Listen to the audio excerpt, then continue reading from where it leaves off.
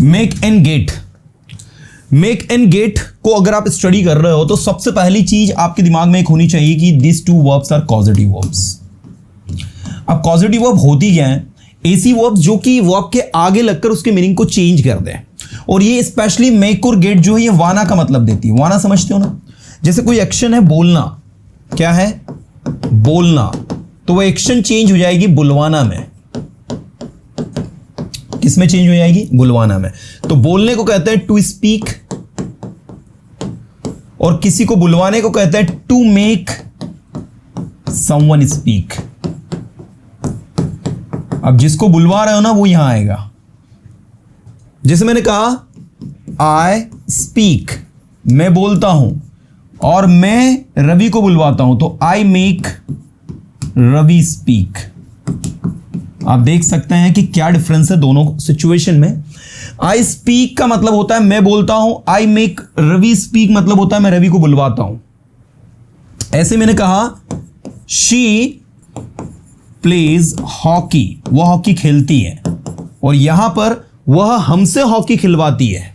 वो नहीं खेलती, हमसे हॉकी खिलवाती। She makes us play hockey. यहां पर जो पॉजिटिव वर्ब है वो ये मेक है। यहां भी लगी है मेक, यहां भी लगी। ये स्पीक के आगे और प्ले के आगे लगकर इसके मीनिंग को चेंज कर रही है।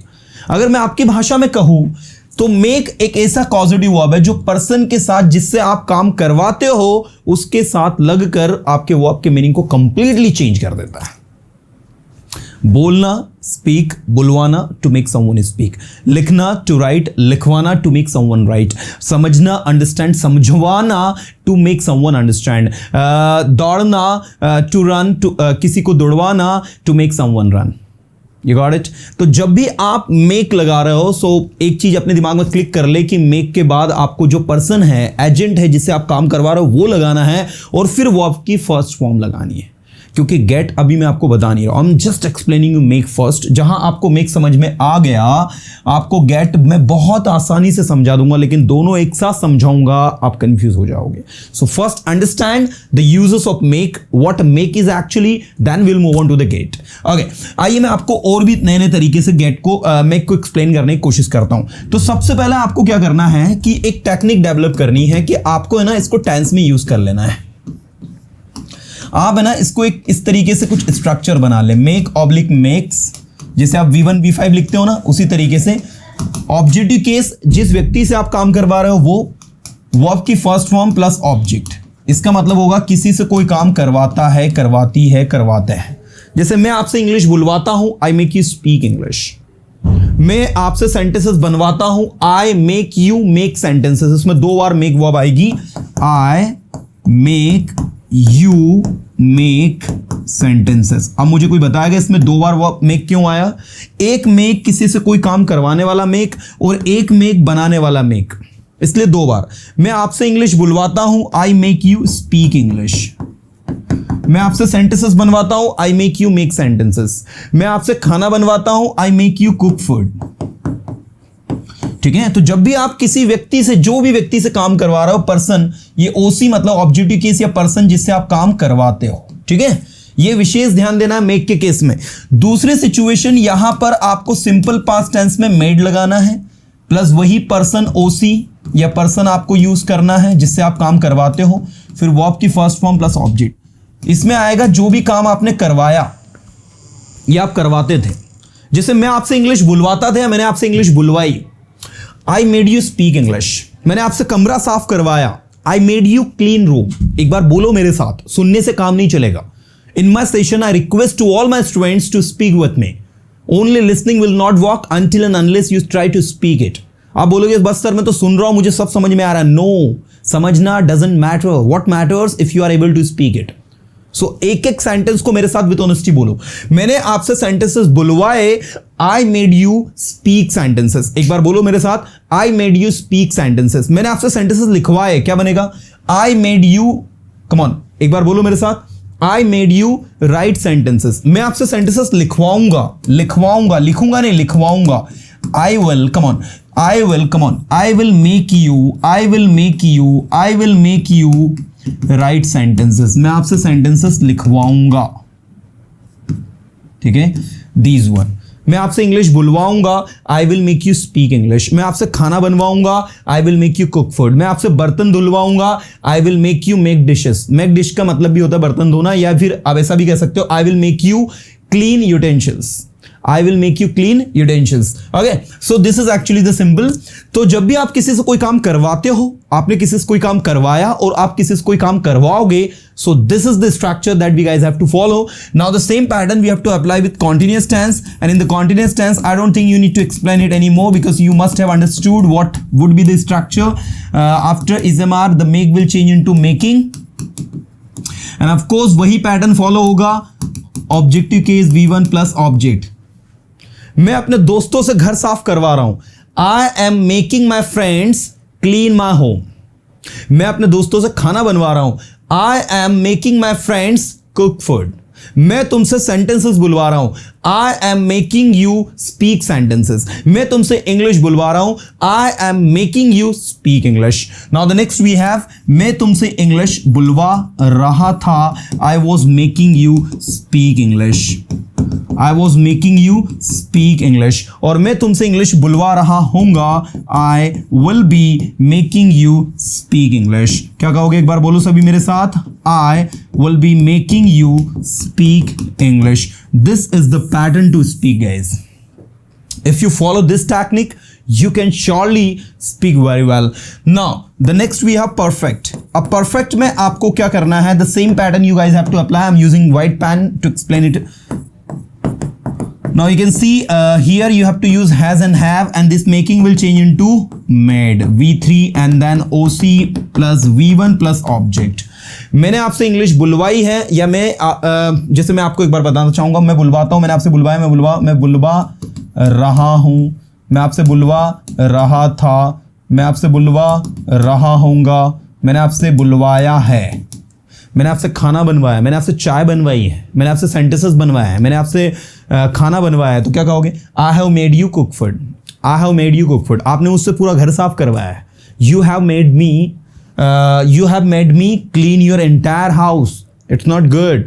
आपने मुझसे 2000 सेंटेंसेस बनवाए हैं। You have made me make 2000 sentences. Okay, in the past had plus made plus OC plus V1 plus object। In future will have plus made plus OC plus V1 plus object। If you are paying attention over here, so when I give you exercise to do, I guarantee आप उसमें बहुत अच्छा करोगे, आप confuse नहीं होगे। Exercise में आपको जरा सा भी कंफ्यूजन नहीं होगा अगर आप यहां पर जो भी चीज में समझा रहा हूं उसके अकॉर्डिंग चल रहा हो। तो लास्ट में परफेक्ट कॉन्टिन्यूअस टेंस है। परफेक्ट कॉन्टिन्यूअस टेंस में वही सिचुएशन आएगी, मैं आपसे 2 दिन से इंग्लिश बुलवा रहा हूं, I have been making you speak English for 2 days। मैं आपसे 2 दिन से इंग्लिश बुलवा रहा था, I had been making you speak English for 2 days। और मैं आपसे 2 दिन से इंग्लिश बुलवा रहा हूंगा, I will have been making you speak English for 2 days। That is the pattern that we guys have to follow. So guys आप देख सकते हैं कि मैंने आपको मेक को डिटेल में क्लियर कर दिया विद 12 टेंसेस। अब आप चाहो तो इस मैक को कैन के साथ यूज कर सकते हो। I can make you speak English, मैं तुम्हें इंग्लिश बुलवा सकता हूं, मैं तुम्हें इंग्लिश बुलवा सकता था। I could make you speak English, मैं तुम्हें इंग्लिश बुलवा सकूंगा। I will be able to make you speak English. तुम्हें मुझे इंग्लिश बुलवानी चाहिए, you should make me speak English. तुम्हें मुझसे इंग्लिश बुलवानी चाहिए, you must make me speak English. तुम्हें मुझसे इंग्लिश बुलवानी चाहिए, you ought to make me speak English. तुम्हें उससे इंग्लिश बुलवानी है, you have to make him speak English. तुम्हें उससे घर का सारा काम करवाना है, you have to make him do all the household work. तुम्हें उससे घर साफ करवाना है, you have to make him clean house. तुम्हें उससे कपड़े धुलवाने, you have to make him wash clothes. तो जो भी काम करवाना सामने वाला से, तुम्हें उससे जो भी काम करवाना था, तुम्हें उससे जो भी काम करवाना होगा, तुम उससे जो भी काम करवाया करते थे। जैसे मैंने कहा, तुम अपने छोटे भाई से सेंटेंसेस बनवाया करते थे। You used to make your younger brothers make sentences, you used to make your younger brothers make sentences, है ना। तो इस तरीके से यूज्ड टू, नीड टू, मैंने कहा तुम्हें इंग्लिश बुलवाने की जरूरत है उससे, you need to make him speak English. और तुम्हें उससे इंग्लिश बुलवाने की हिम्मत है, you dare to make him speak English. मुझ में हिम्मत है आपसे इंग्लिश बुलवाने की, I dare to make you speak English. I dare to make you speak English. आपने कहा सर क्या आप में हिम्मत है मुझसे इंग्लिश बुलवाने की? Do you dare to make me speak English? मैंने कहा yes I dare to make you speak English, मुझ में आपसे इंग्लिश बुलवाने की हिम्मत है। तो भाई इस तरीके से आपका मेक जो है 12 मॉडल्स के साथ में यूज हो जाएगा। आप किसी से कोई काम करवा सकते हो, करवा सकते थे, करवा सकोगे, करवाना चाहिए, करवाना ही चाहिए, करवाना चाहिए, करवाना है, करवाना था, करवाना होगा, करवाया करते थे, करवाने की जरूरत है और करवाने की हिम्मत है। So that is the situation that you guys have to use, and let me tell you again, once again let me tell you, the more you practice the more you learn, and that is why practice करो। एक sentence लो, उसको लिखो, उसको multiple time पढ़ो। मेरे पापा ने मुझसे घर साफ करवाया, my father makes me clean, my father makes me clean my home. मेरे पापा ने मुझसे मेरा घर साफ करवाया, my father made me clean my home. मेरे पापा मुझसे घर साफ करवाएंगे, my father will make me clean my home. मेरे पापा मुझसे घर साफ करवा रहे हैं, my father is making me clean my home. तो ऐसे करके एक सेंटेंस को पूरे 12 में बोलो। अपने टंग को यूज टू करो, आपके टंग को हैबिचुअल बनाओ। अभी क्या है, हमारी टंग को आदत नहीं है। अब ऐसे ही आप लोग बोलो गेट। पहले मैं समझा सब देता हूं, फिर टोटल प्रैक्टिस करेंगे अपन। अब यह गेट भी मेक की तरह ही वाना है, किसी से कोई काम करवाना, लेकिन ये थोड़ा सा अलग है। जैसे आप मेक में क्या बोलते हो? मेक में आप कहते हो कि आई मेक यू स्पीक इंग्लिश, मैं आपको इंग्लिश बुलवाता हूं। लेकिन अगर मैं बोलूं मैं इंग्लिश बुलवाता हूं, सिर्फ मैं इतना ही बोलूं मैं इंग्लिश बुलवाता हूं, अगर मैं इतना ही कहूं, पर्सन में नहीं बोल रहा हूं, मैं इंग्लिश बुलवाता हूं, मैंने इंग्लिश बुलवाई, मैंने अपना मोबाइल कल रिपेयर करवाया। अब किससे रिपेयर करवाया नहीं पता है, एजेंट हम बात नहीं करें। तो जब हम एजेंट की बात नहीं कर रहे हो तो ऐसी सिचुएशन में कोशिश करें गेट में उसको बनाया। मेक में भी बन जाएगा, लेकिन मैं आपको बताना चाहूंगा मेक में बनाओगे कंफ्यूज हो जाओगे, उसको गेट में बनाया। तो गेट हमारे पास है जिसका स्ट्रक्चर ये रहा आपके साथ में, आप देख सकते हैं, ये लिखा मैंने simple subject plus get oblique gets plus जिससे आप जो काम आप करवा रहे हो वो पर्टिकुलर ऑब्जेक्ट यहां पर आएगा, पर्सन नहीं आएगा यहां। इसके बाद आएगा V3, क्या आएगा V3। जैसे मैं अपना मोबाइल रिपेयर करवाता हूं, I get my cellphone repaired, I get my cellphone repaired, ये पूरा उल्टा चलता है। वो पहले मतलब गेट के बाद ऑब्जेक्ट आता है, फिर V3 आता है। मैं अपना सेलफोन रिपेयर करवाता हूं, I get my cellphone repaired, मैंने अपना सेलफोन रिपेयर करवाया, I got my cellphone repaired, ठीक है। मैंने अपना सेलफोन रिपेयर करवाया, I got my cellphone repaired, मैं अपना सेलफोन रिपेयर करवाऊंगा, एक बार बोलो सभी मेरे साथ, आई will get my cellphone repaired. Cellphone object पहले आएगा, फिर V3 रिपेयर्ड यूज होगा, रिपेयर नहीं रिपेयर्ड। मैं अपना सेलफोन रिपेयर करवाऊंगा, आई will get my cellphone repaired.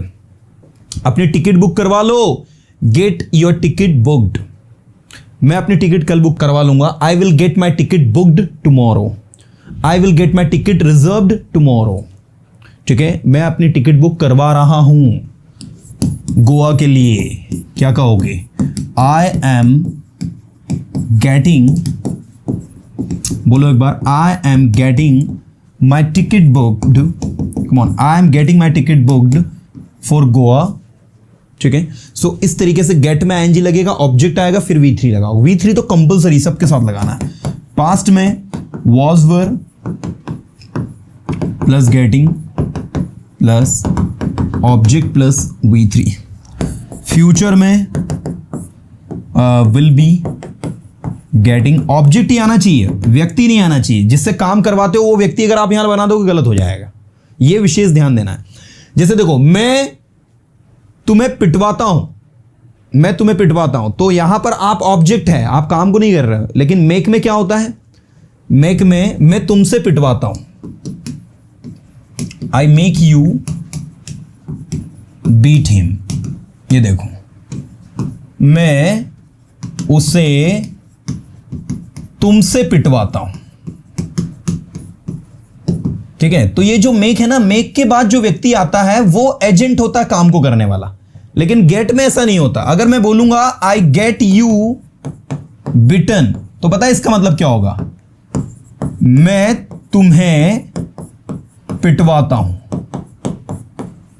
और अगर आप बोलो आई मेक यू बीट, तो इसका मतलब मैं तुमसे पिटवाता हूं, और इसका मतलब मैं तुम्हें पिटवाता हूं। तो देखो, इसलिए मैं आपको बोलता हूं कि कंफ्यूजन बहुत ज्यादा स्टूडेंट को होता है, यहां से उससे को भी काट दो। दोनों सेंटेंस देखो, I make you beat and I get you beaten, दोनों में क्या डिफरेंस है? आई मेक यू बीट का मतलब हो रहा है मैं तुमसे पिटवाता हूं, मतलब किसी और को मैं तुमसे, जब आप जिससे काम करवाते हो ना वो व्यक्ति मेक में जस्ट उसके बाद आता है।